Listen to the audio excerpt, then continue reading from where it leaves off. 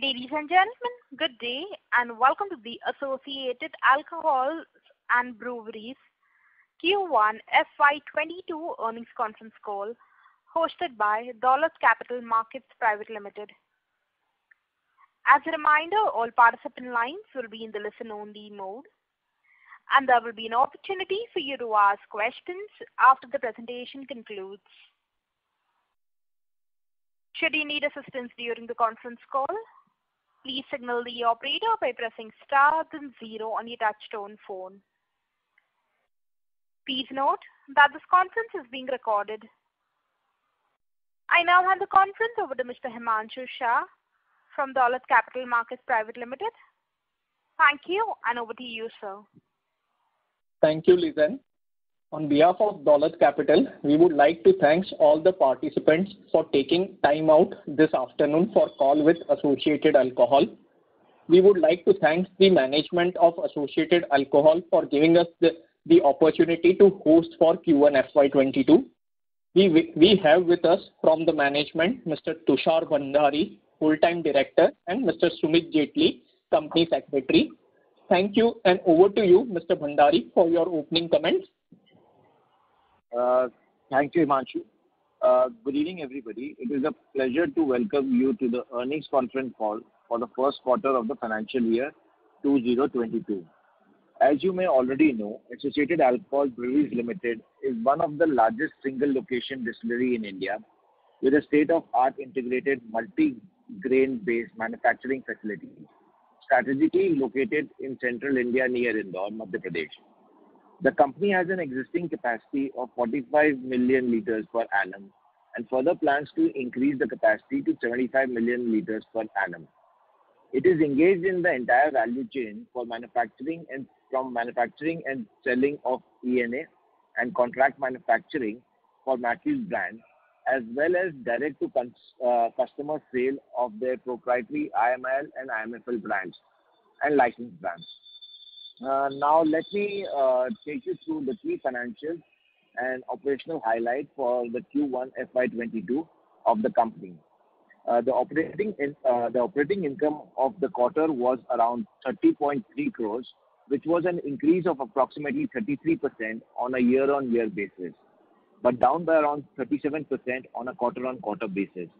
Operating EBITDA reported was around 15.6 crores, with an increase of about 77.3% on a year-on-year basis and down by 35% quarter-on-quarter. Operating EBITDA margin stood at 19.43%. Net profit after tax reported was around 10.1 crore, which grew by 110.4% on a year-on-year basis and was down by 33% on a quarter-on-quarter basis. PAT margin were around 12.58%, which improved by 463 bps on a year-on-year basis and by 81 bps on a quarter-on-quarter basis.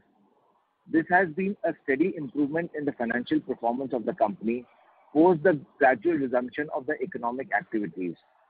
I will now take you to quarterly segment performance. In the manufacturing segment, revenue for the Q1 were around 31 crore. Our merchant ENA sale volume for the quarter was 43 lakhs, which was up by 48% on a year-on-year basis. And the revenue from sale of ENA was 21.7 crore, which was up by 37% on a year-on-year basis. In the consumer segment, revenue for the quarter was 49.3 crore, which was an increase of 68% on a year-on-year basis. Our sales volume for IMIL were up around 80% on a year-on-year basis to around 6 lakh cases. The IMFL proprietary volume was up by 28% on a year-on-year basis to around 1.25 lakh cases, and IMFL licensed brand were up around 79% on a year-on-year basis to 1.16 lakh cases. During the quarter, the operating of business was impacted as the production was closed for almost 50 plus days due to lockdown in Q1 FY22 and closure of liquor shops. On the day when the retail shops were open, the business saw an above average momentum. MP and Kerala were under complete and strict lockdown in Q1 FY22, thus affecting the sales in these states. Raw material price saw a slight increasing trend of approximately 10% and is expected to remain stable. Capacity utilization during the Q1 FY22 was approximately 60%. Lastly, as the vaccination drive is in full swing, the outlook remains positive for Q2 FY22, and the business is expected to return to normal levels. With that, we can now open the call for the Q&A session. Thank you. Ladies and gentlemen, we will now begin with the question and answer session. Anyone wishing to ask a question may please press star and 1 on your touchtone telephone. If you wish to remove yourself from the question queue, you may press star and 2. Participants are requested to use handsets while asking a question. Ladies and gentlemen, we will wait for a moment while the question queue assembles.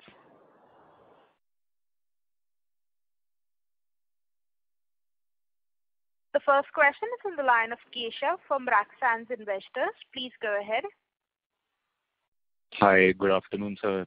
Hope you and your management is safe and healthy. And Hi, Keshav. Congratulations for Thank you.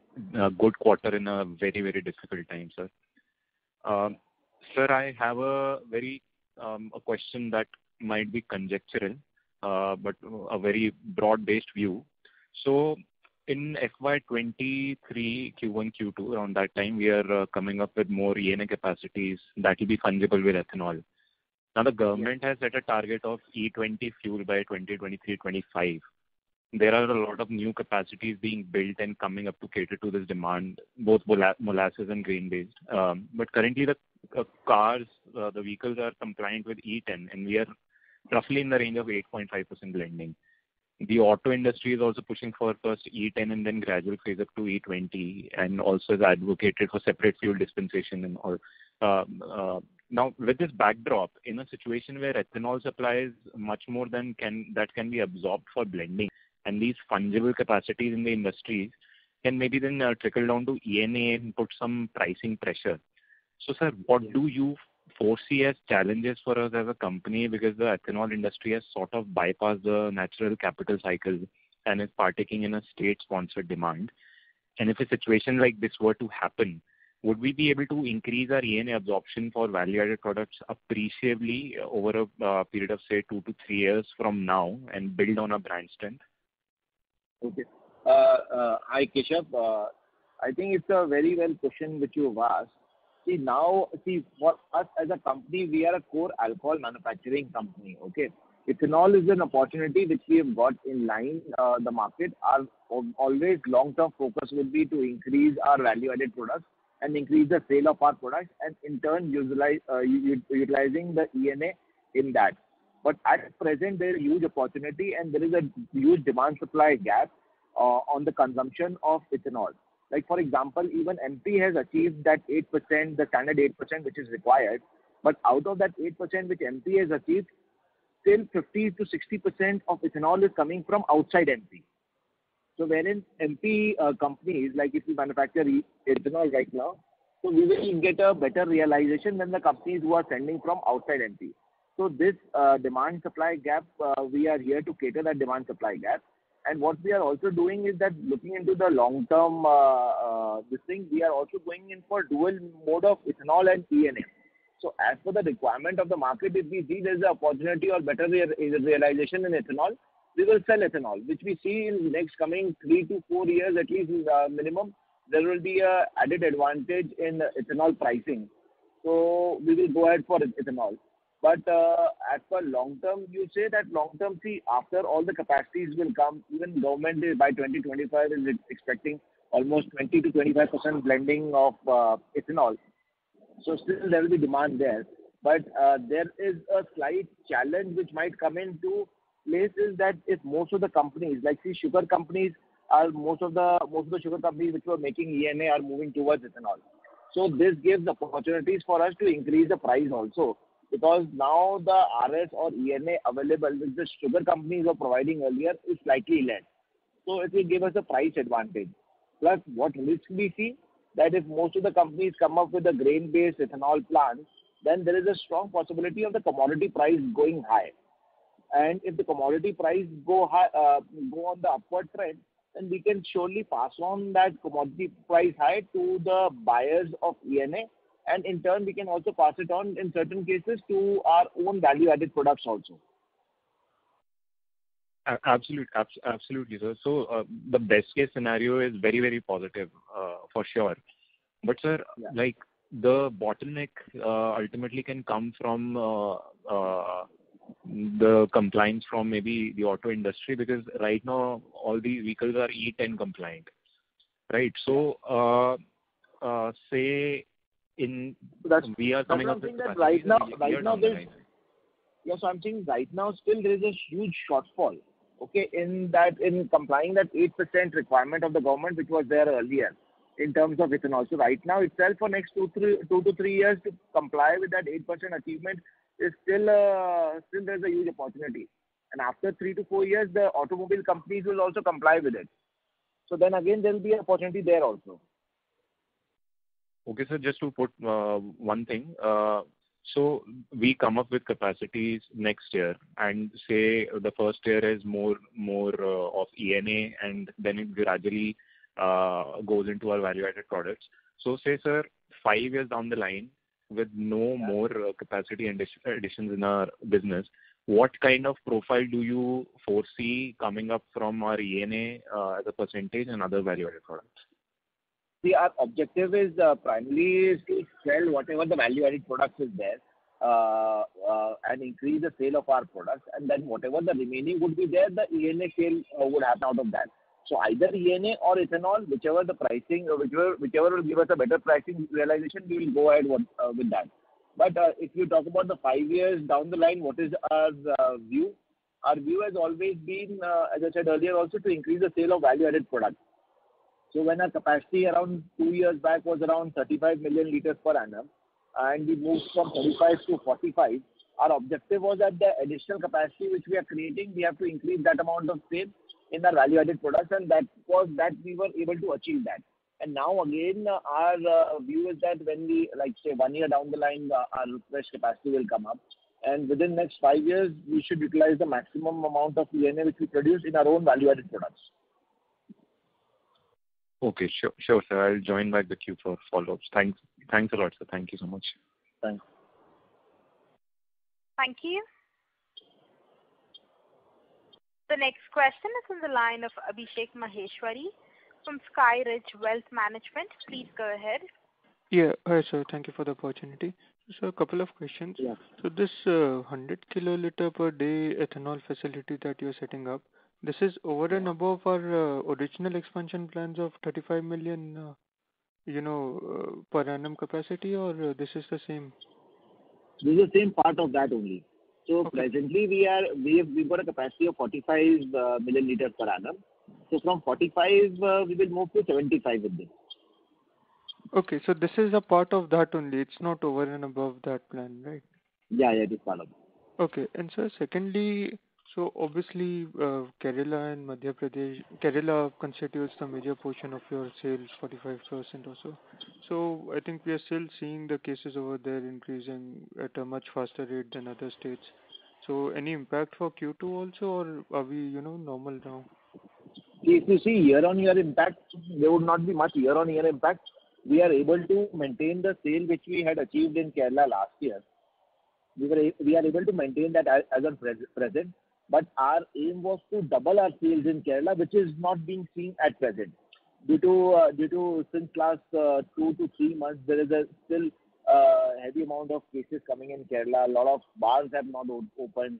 Few shops are closed in certain regions wherever there is a high number of cases. So we are able to, till now, we are able to maintain our year month-on-month performance, but that additional sale is not coming. That is the only thing. So Okay. but in Kerala also what we've done is that now on we've launched our premium brands.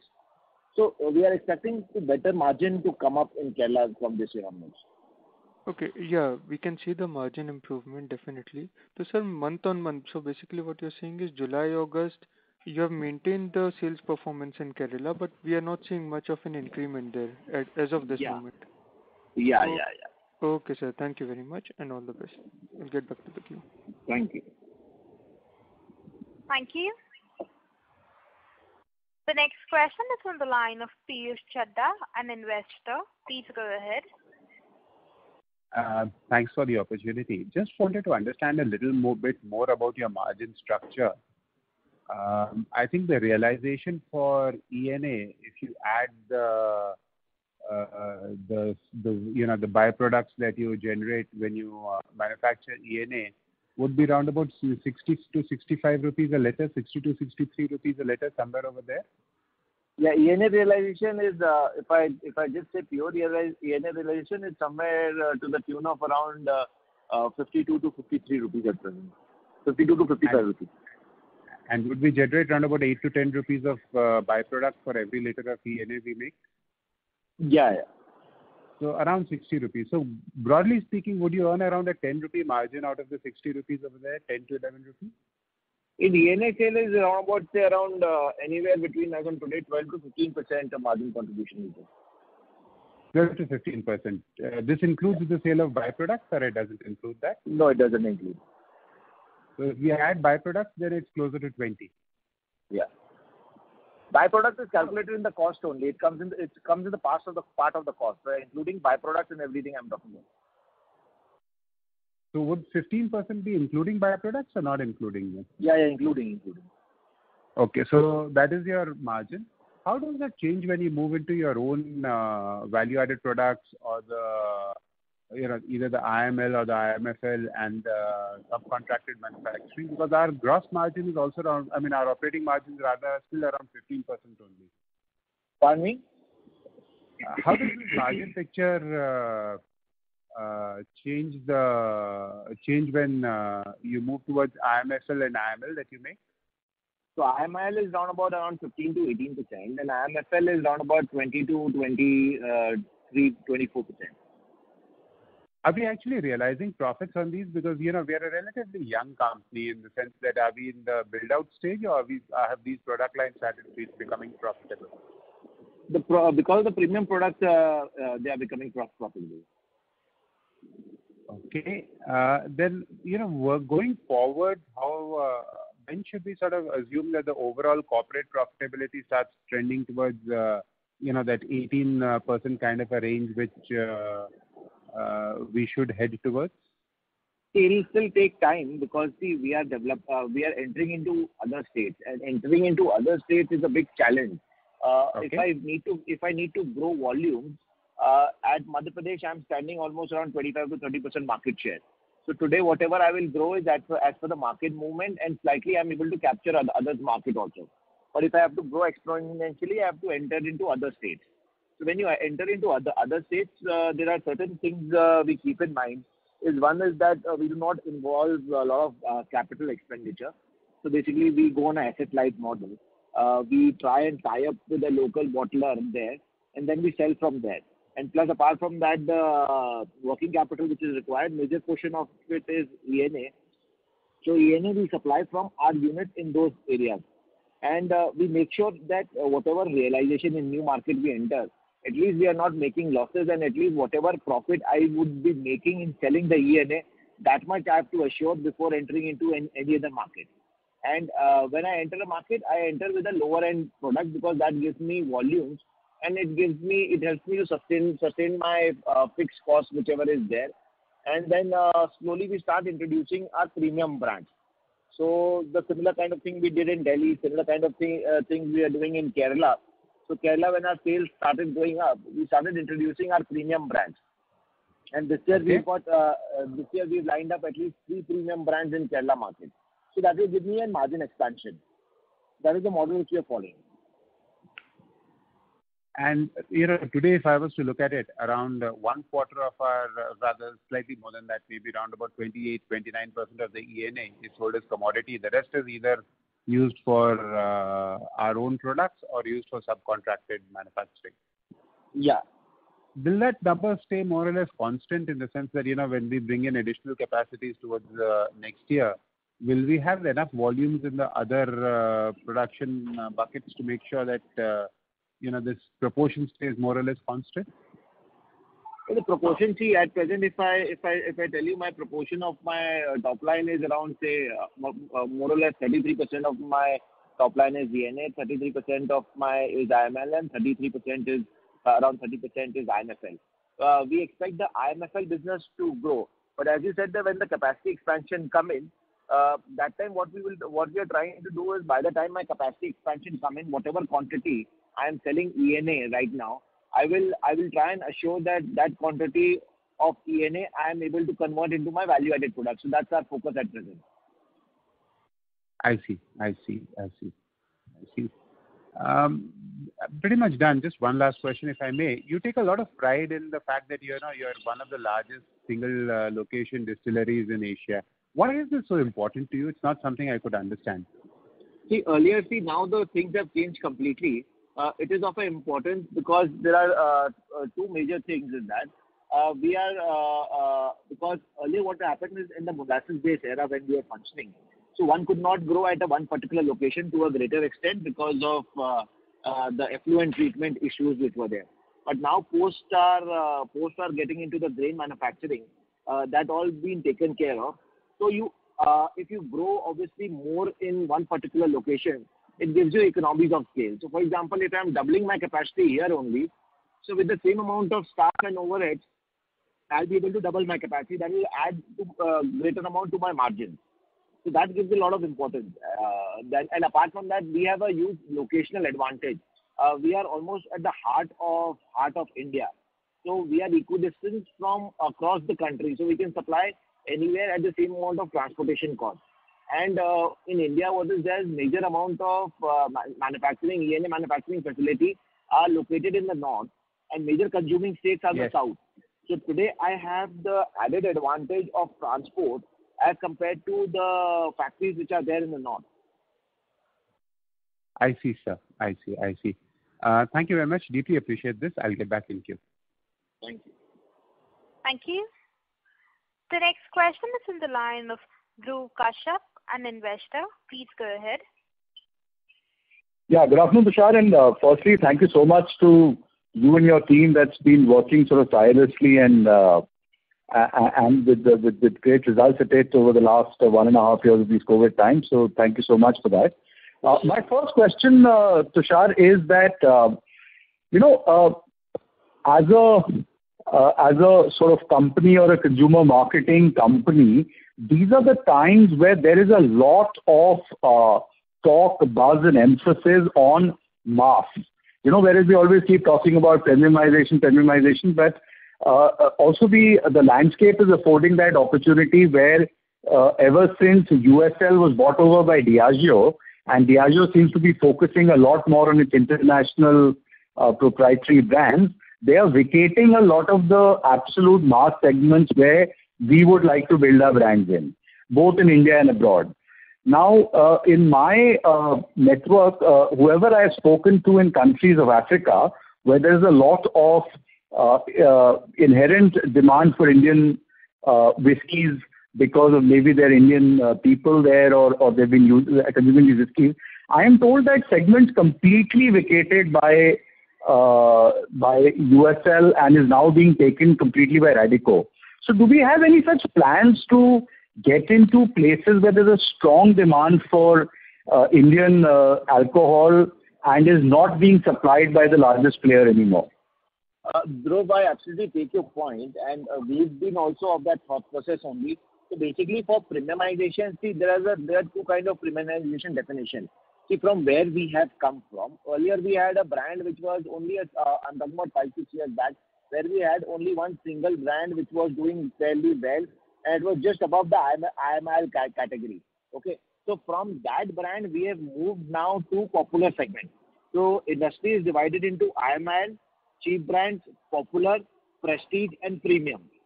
So we are also focusing on that segment only, which has been vacated by USL. So we are concentrating on the popular brand category. So it gives us a better margin realization. But in that popular brand category also, we are also looking into premiumization, slightly more premium brands also there. So as you rightly said that there have been across the markets, it's been vacant. It's not only in the international market.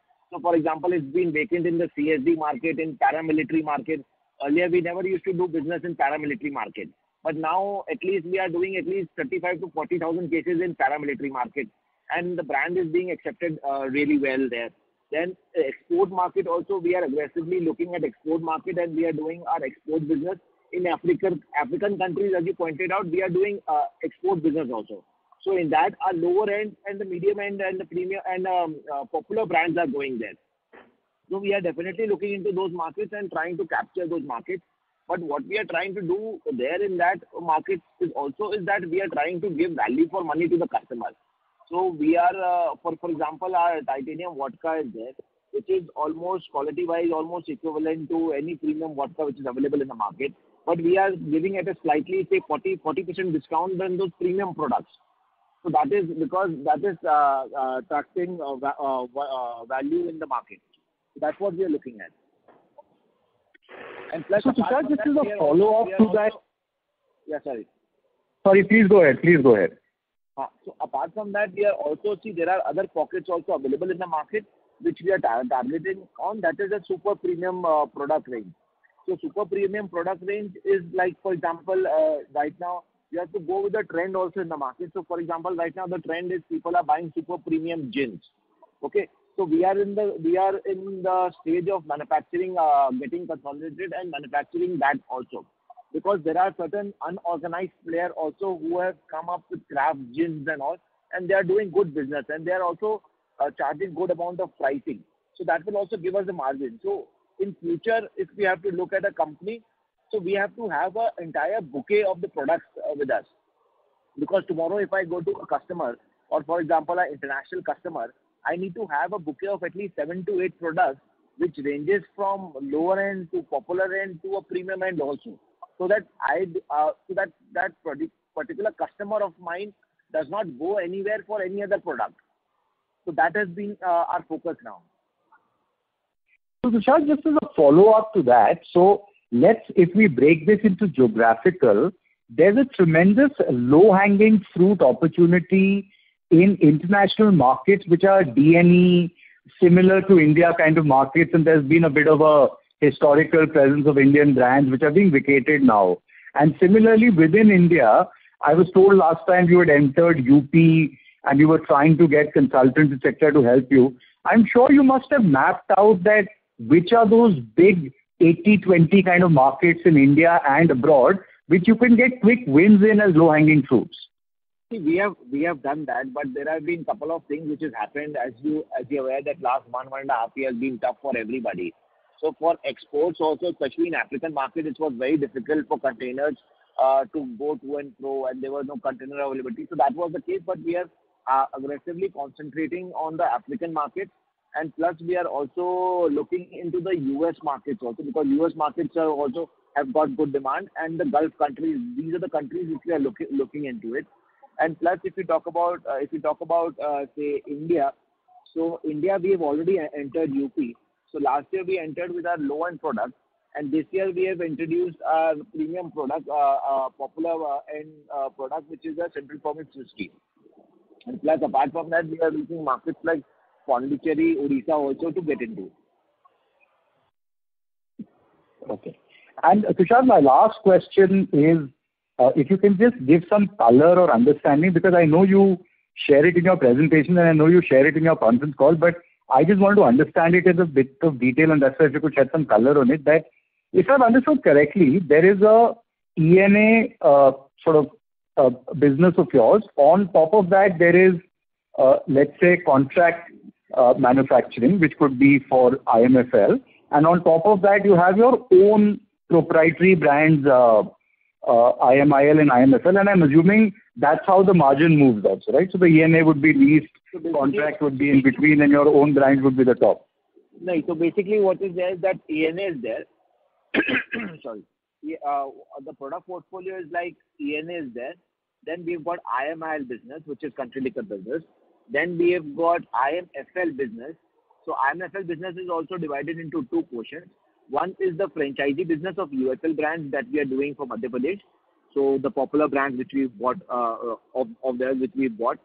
And then there is IMFL of our own brands. And then the fifth product line is the pure job work business. So that is manufacturing, pure job work business, manufacturing for USL brands. So which includes all their scotches like Black and White, VAT 69, and Black Dog, and all their other product portfolio which we manufacture for them. So this is how. Sure. So if I was to take that as the, so if I was to take that as the current in your 4.5 billion liters capacity, I am assuming that your own IMFL will give you the most margin, and your ENA will give you the least margin. Yeah. Is that a fair assumption? Yeah.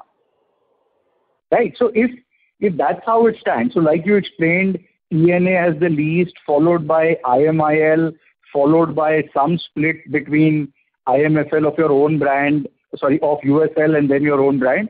So if I was to take that, and as you move to, I'm given to understand that 7.5 million liters is just a academic thing. Actually, you'll be able to get out about 8.5 million liters of actual production is what your team had explained in the last call. So as we move to that, would it be fair to say that our margin profile should better because we would try and do a lot more of that enhanced capacity of higher margin products which are our own proprietary products? Is that a fair sort of intent? Yeah, definitely.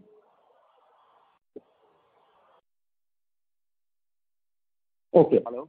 So that's great. So that's what I wanted to understand. That so what you're saying is that as we enhance our capacity, so would we want to increase our margin profile by improving our mix index. Yeah. Okay, great. Thank you so much, Tushar, and all the very best for subsequent quarters. And as I said, you and your team are doing an excellent job. Thank you so much. Thank you. Thank you. Ladies and gentlemen, in order to ensure that the management is able to address questions from all participants in this conference, we request you to limit your questions to 2 per participant only. If time permits, you can come back in the question queue for a follow-up question.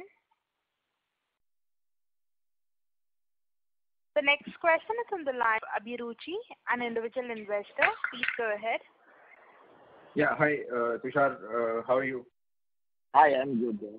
Yeah, so my question is, I think I read that Diageo in India is thinking about their strategy of giving contract work to people like us. If that is true, what do you think the scenarios can play out, and how prepared are we? See, Diageo is definitely looking at players like us to work for them. So post Diageo's takeover of USL, earlier when USL was there, so USL was proudly owner of, say, for example, 100 factories also.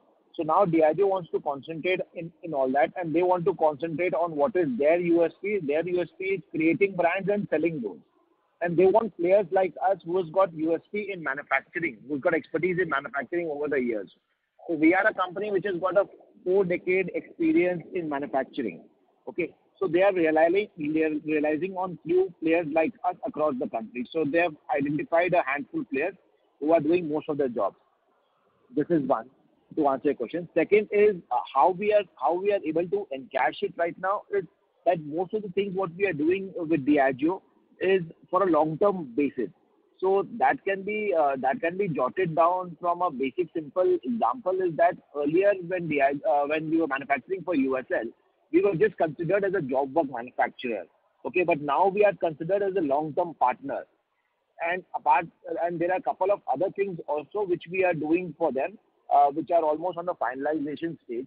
So these are the unique things which they want to do with us, like which we cannot disclose at present. But we are definitely looking at a long-term and cashing our relationship with Diageo. No, I understand that. And my question is, I think they have a new CEO in India. And Yes. Post that change in management, I read a disclosure wherein they said that they are looking at they are looking at their current strategy, which is to concentrate only on premium products.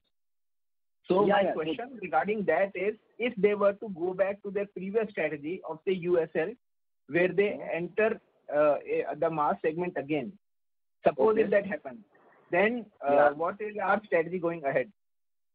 So see, if they enter in the mass segment, our strategy has always been the mass segment. What we are doing right now is we have got their own popular brands here, popular brands which they are managing in Madhya Pradesh.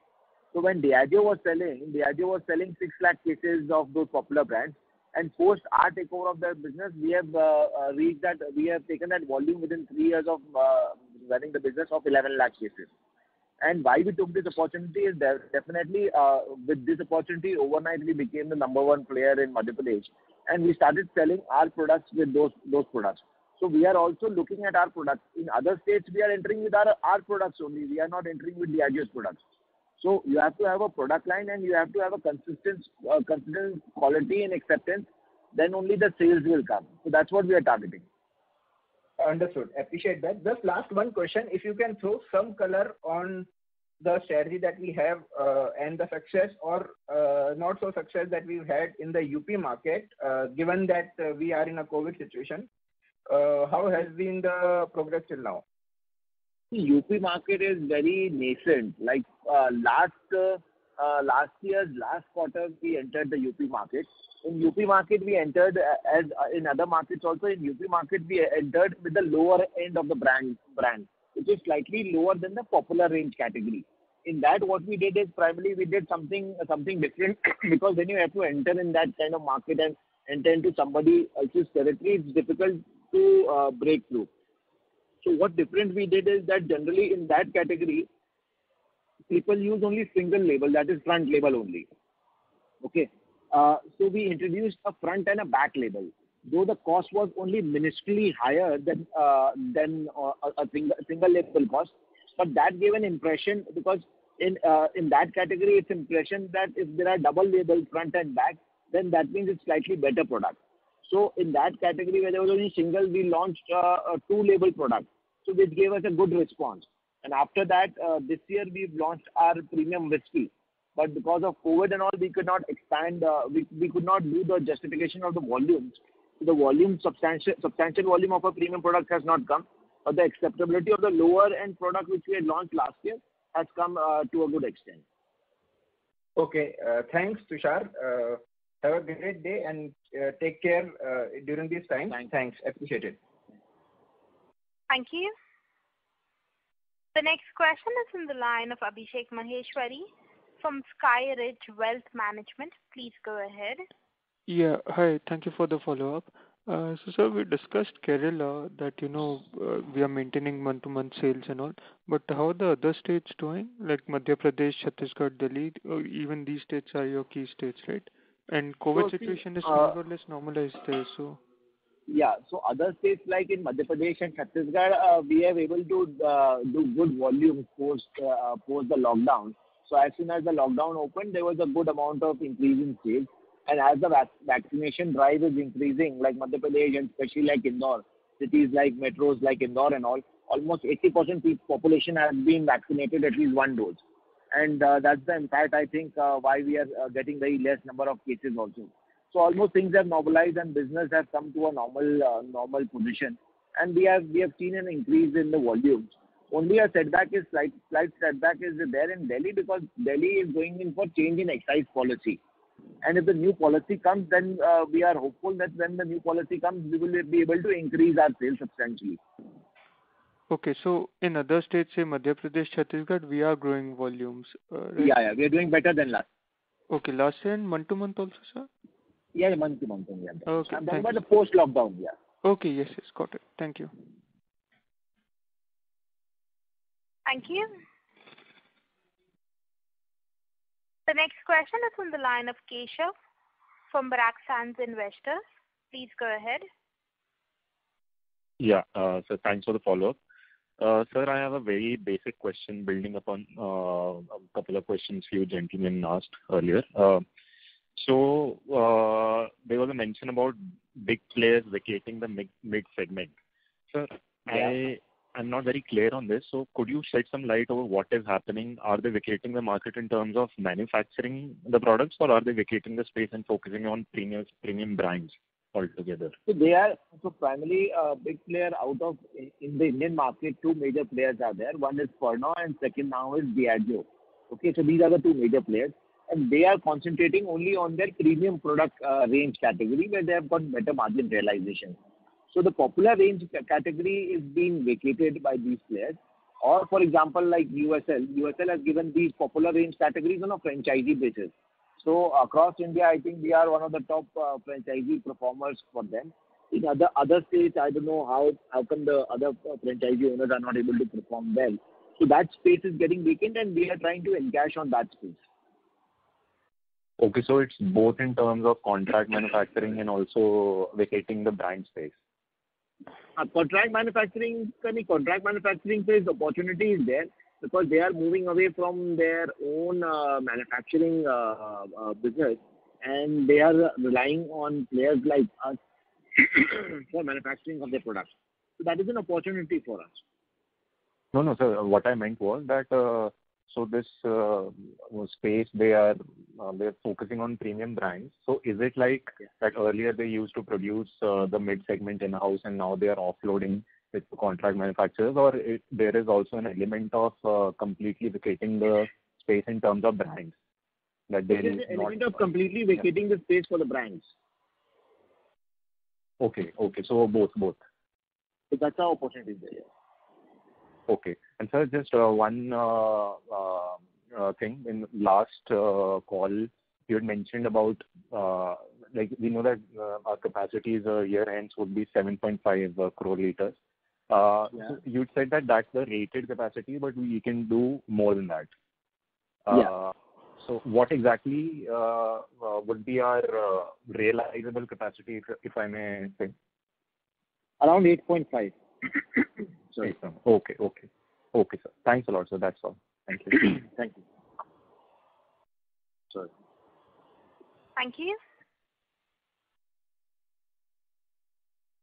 The next question is from the line of Dhruv Kashyap, an investor. Please go ahead. Yeah, if I just follow up to my earlier couple of questions. So just to understand this better in terms of geographical white spaces and product white spaces. So if we take geography first, we were a MP forward company where we probably still have a lion's share of our contribution coming from MP. Post that, I heard that we made a lot of success with some of our, for example, you gave the example always of a white spirit that you made for white brandy that you made for Kerala. So then you moved from there to the ticket. Now I'm trying to understand that are you going to the sort of bigger liquor consuming geographies next, or are they in sync with your product portfolio? I mean, how is it, or is it that you're going to 10 markets but spreading yourselves thin, or are you planning to go to one market first, capture it? I'm just trying to understand, for a smaller company, this strategic call will be quite important as to how do we geographically expand. So can you just shed some color on the thinking behind it? Yeah, Dhruv, basically what we are doing is that we are taking a one market at a time. So for this, we have appointed a senior person on our board who has served USL for almost 30 years, and he was taking care of the operations in different locations. So he is guiding us on which markets to enter.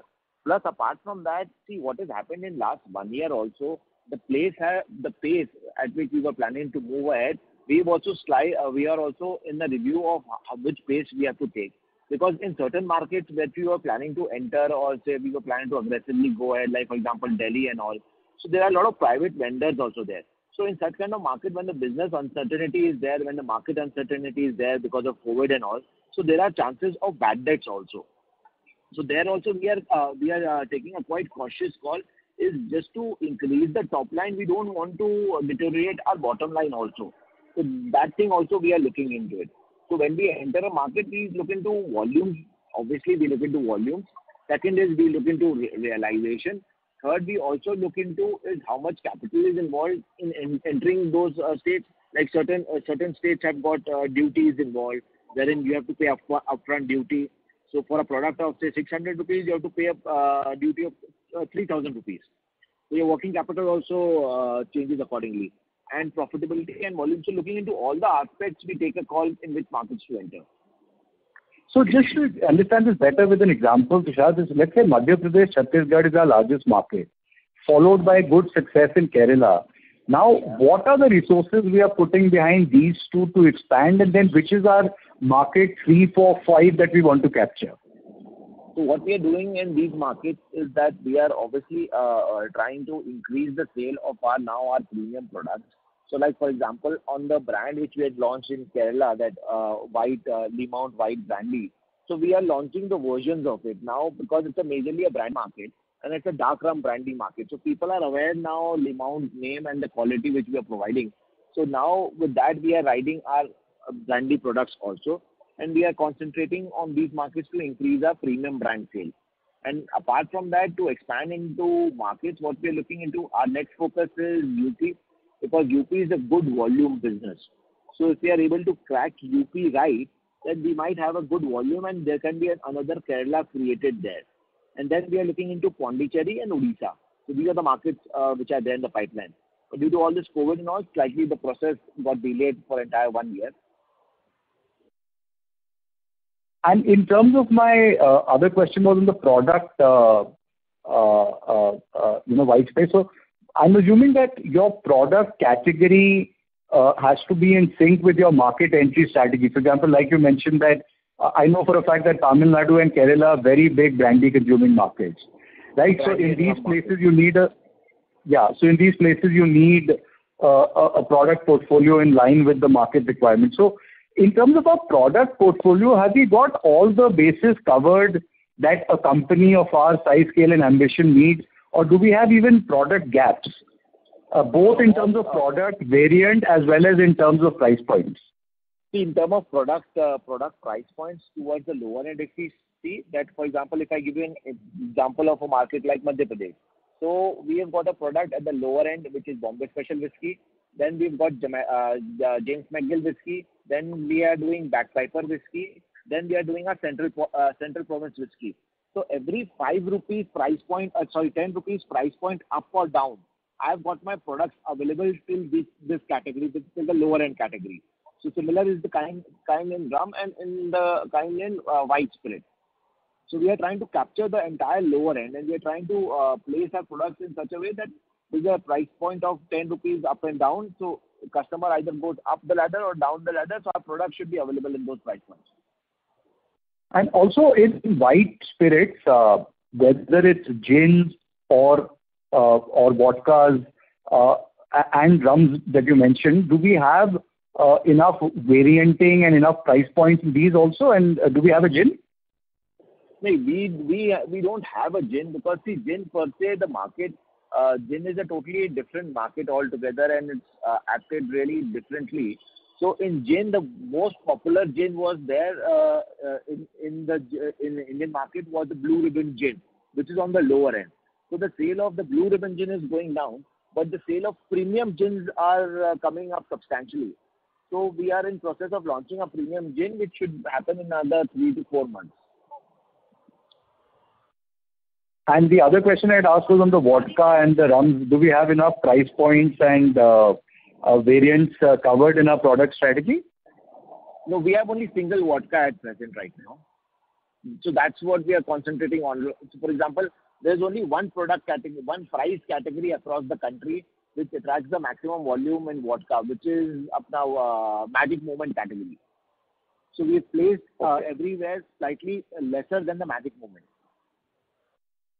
Okay. So that is the only vodka which is mass selling. Otherwise vodka, if you go up the ladder, then either there is only imported spirits, and down the ladder we have White Mischief vodka, which is of USL we are selling.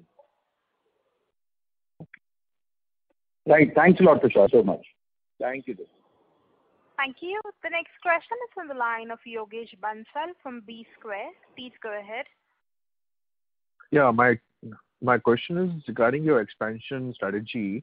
Like the last quarter in the investor call, you expressed that you expanding it, you increasing it, you're doubling your capacity from the present one. Can you shed some light on where we are on that, and are we on track on hitting our capacity by March 2022? It will take around March 22, around first quarter of next year, we should see it happening. So most of the orders are placed, work has started. We've got a target of at least one year from today. So everything is on track. So Yeah. once you have your capacity doubled, you have enough markets where you can supply the excess capacity. Yeah. Okay. So with that, we'll see a doubling down on your revenue, or in next maybe another next 1 year, we'll double the revenue, the top line. Yeah. Thank you. Thank you. The next question is from the line of Ashok Cheda, an investor. Please go ahead.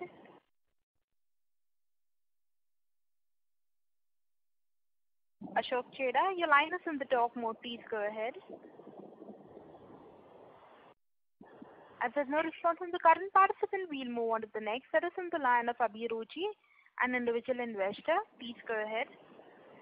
Yeah, hi. Tushar, one more question regarding product gaps. I think we are not into the beer market right now, right? No. So just wanted to understand from you what is your view of the beer market, and do we have any plans to say further down in the future? No, the company promoter have a company wherein they are selling beer. Okay. So in the associated alcohol company, there is no plan to enter that kind of a market, right? Yes, right now we don't have anything. Yeah. Okay, that's all. Thanks a lot. Thank you. A reminder to the participants, anyone wishing to ask a question, may please press star and 1.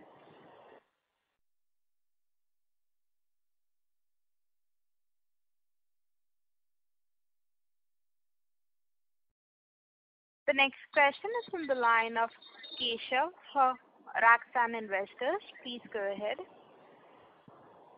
Yes, sir. Sir, you said in the last call that we are in talks to export ENA to Europe. I think a tie-up with Diageo, if I'm not wrong. Yes.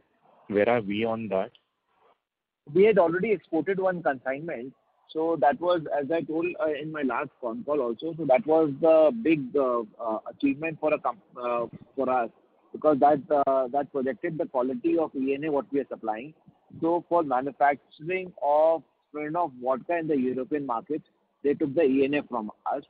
And as you're aware that there is a huge COVID situation in the European markets, it's still not under control. So that only one consignment has gone. And we are continuously in talks with them, because their sales have also gone down substantially because of the COVID.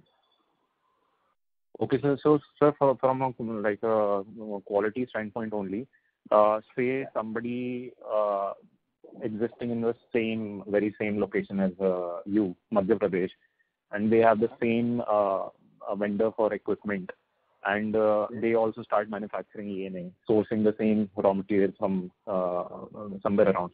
So, sir, what is in your DNA and in the processes that we give this entire credit to our technical team, which keeps on doing certain modifications. So basically there is one standard plant, and there is certain modifications we ask for the plant manufacturer to do in that plant to get the required quality which we want. And after the plant is delivered, also our technical team keeps on doing R&D on how to increase the quality of the ENA which is there. So it's not today only; it's over the years. Since last 3 decades, we've been known for the quality of ENA which we supply.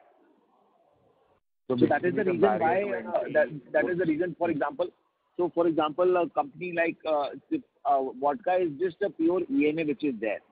So it's just a moment of pride that earlier they were sourcing ENA from the European markets, and now they are calling ENA from the Indian market to manufacture their vodka.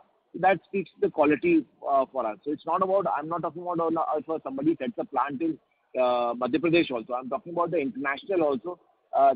We are able to match the quality of requirement with there. That's why they have taken this. Okay. So, sir, that means that the contract manufacturing space going forward could also be a very good opportunity for you, because the big players would want to go for. It is still a big opportunity. So every time our volumes have been increasing in terms of contract manufacturing, and looking into that opportunity also with this new expansion plan, we are also coming up with a new bottling hall also. Okay. All right. So just like one final thing. So it would be next to impossible for somebody, say, who already is doing this business but not as good as you, to make ENA which matches your quality, and therefore that's the barrier to entry, and that's where you excel, right? At least in the bulk sales. See, it would not be right to say next to impossible, because nothing is impossible. Somebody can do it, but over the years, nobody has been able to match the quality, which I can see. Okay. Thank you, sir. Thanks a lot. Thank you. We'll move on to the next question. That is on the line of Ashok Cheda, an individual investor. Please go ahead.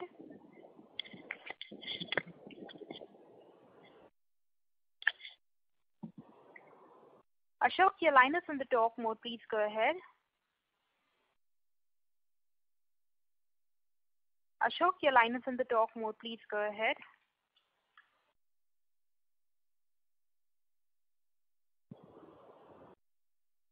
There seems to be no response from the current participant. Participants, if you wish to ask a question, you may please press star and 1.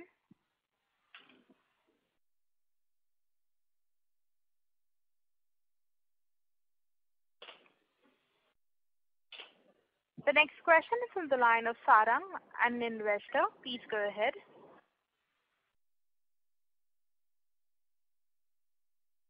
Sarang, your line is in the talk mode. Please go ahead. Can you hear me? Yes, sir. Please go ahead. Hello. Yeah. Hi, sir. Hi. So I have a question about our proprietary brands. So in terms of geography, we primarily focus on MP and Kerala for proprietary brands. Is that correct? No, we are concentrating on other markets also. So basically, MP and Kerala is our largest market. Then we are doing in Chhattisgarh, we are doing in Delhi. Then recently we started Uttar Pradesh also. Okay. All right. Sounds good. Okay. Yeah, that was the only question I had. Yeah. Thank you. Thank you. Thank you. The next question is from the line of Abhiruchi, an investor. Please go ahead. Hi, Tushar. I know that we have a expansion plan for the next 12 months, wherein the capacity will go up to 7.5 crores. What do you think would be the plans going ahead after 7.5 crores? What are the milestones that we need to hit to start thinking about going for further expansion? And how much expansion can we do in the current location? And what is the level of expansion wherein the economy of scale advantage negates, and then we have to look at other locations? Himanshu, so our plan is that whatever expanded capacity which will come, we want to convert it into our value-added products. So the ultimate goal would be to convert 75 million liters per annum to our own value-added products. So that is our ultimate goal. So we have to right now focus on that only. And utilizing the capacity, if you talk about utilization of capacity in terms of sale of either ENA or ethanol, as per the opportunity in the market would be. So we are hoping that within few months of operations of a new capacity, we would be able to achieve our 100% capacity utilization. That's been our target. So that is the plan for next 5 years. Suppose that post that we will be able to expand in the similar premises only. But after that, we will have to take a call that whether we want to increase here only, or for example, if we are able to create a substantial volume in states like UP or in, say, for example, Kerala, so we can look into setting up a small plant there also. But setting up a plant at separate locations has got certain huge amount of restrictions. So looking into everything, we'll have to take a call at that point of time. Understood. If the ethanol story plays out as we expect it to play out, then the capacity utilization should happen within 6 months of commencement of the plan. Yeah. Right? If that plays as planned, or if that does not play as per the plan, then in terms of sale of ENA also, we will be able to utilize the capacity within few months. So if we are able to utilize the capacity within few months for ENA or ethanol, does it make sense for us to further increase the capacity from, say, 7.5 crores to 10 crore or 11 crore? See, initially few years you would obviously require to stabilize yourself, because your stability is also important. It's not that you have achieved your 100%, so immediately you have to look in for expansion. So definitely we've got a thought process is that once this expansion plan comes into place, then we might look into increasing our license capacity. So we will try and increase our license capacity. So the entire process itself will take around 3 to 4 years. So our focus would be to increase the license capacity in the present premises only. So that's the focus. And apart from that, if we get an opportunity in any other states, and we see the opportunity is a value buy, so we will be happy to take that call at that point of time. So is my understanding correct, wherein I say that first the milestone is to take the capacity utilization to 100%. Second milestone would be to increase the value addition of that capacity. And third, once these two are done, then we would look at further expansion. Is it right? Yeah. So, but the process of expansion in the present location only, we will immediately start after our new plant capacity is utilized, because the process itself of getting an additional license capacity and all that, the process itself is a process of 2 to 3 years. Have we started on that process? No, not right now. After the expansion, we will start. Okay. So we plan to start the process for the optionality that we can have right after the commencement of the plan. Yeah. Okay, understood. Thanks a lot, Siddharth. Thank you. Thank you. The next question is from the line of Abhishek Maheshwari from Skyridge Wealth Management. Please go ahead. Hi. Yes, sir. So, sir, this quarter we operated at 60% utilization. So, on your full year basis, can we expect us to, touch at least 80%, 85%? Yeah. Easily, or, it all depends on COVID and everything? Definitely it depends on COVID. COVID is something which nobody has a control of. But if things go well or things go as per normal, also there is no lockdown. Like with the 50 days lockdown also, we were able to achieve almost 60% of our capacity in the first quarter. So we were selling ENA to other states. We were selling IMFL products to other states. Though MP was locked down on almost for 50 days.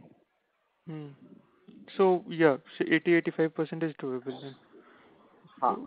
Okay, sir. Thank you.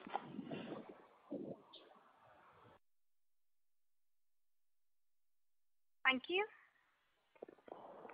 A reminder to the participants, anyone wishing to ask a question, may please press star and 1.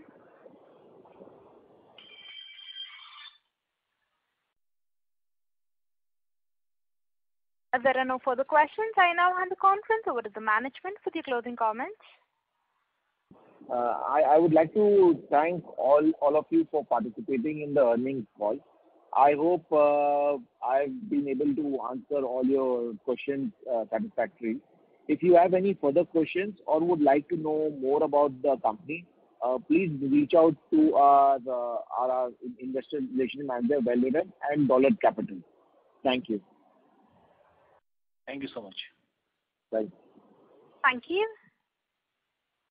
Ladies and gentlemen, on behalf of Dolat Capital Markets Private Limited, that concludes this conference call. We thank you for joining us, and you may now disconnect your lines. Thank you.